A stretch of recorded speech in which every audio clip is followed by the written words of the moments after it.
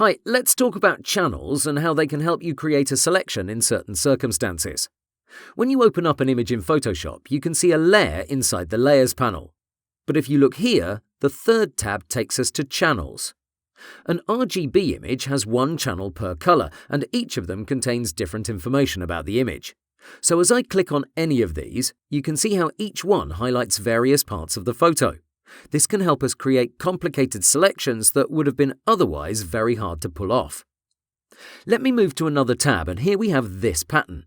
I'm not sure if you're picking this up, but its background isn't white, it's a very light grey.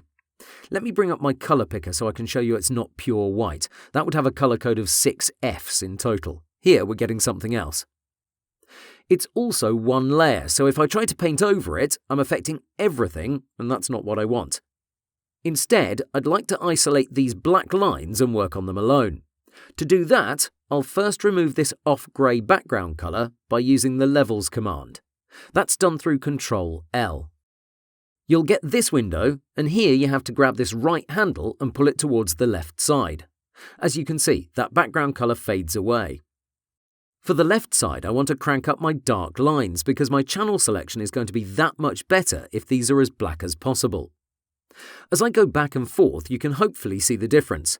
You don't want it too far to the right because that will create some nasty jagged edges. Somewhere around here should be good. Hit OK, and now let's move to the Channels panel. Control-click any of these, since all three have about the same information since this image is almost black and white. Now move back to the Layers panel.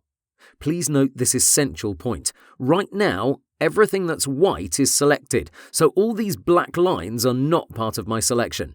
That means we want the complete opposite. Not a problem. Go to Select, Select Inverse.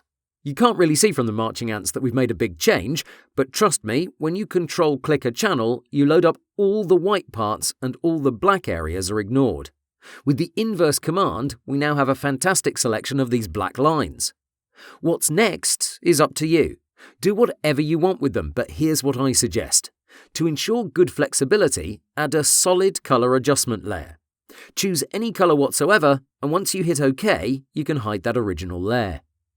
If your result isn't pixel perfect, you may want to go back and work a bit more on your levels adjustment so those black spots will be picked up perfectly by the selection command. The great thing about this adjustment layer is that you can change your colour on the fly by double-clicking it.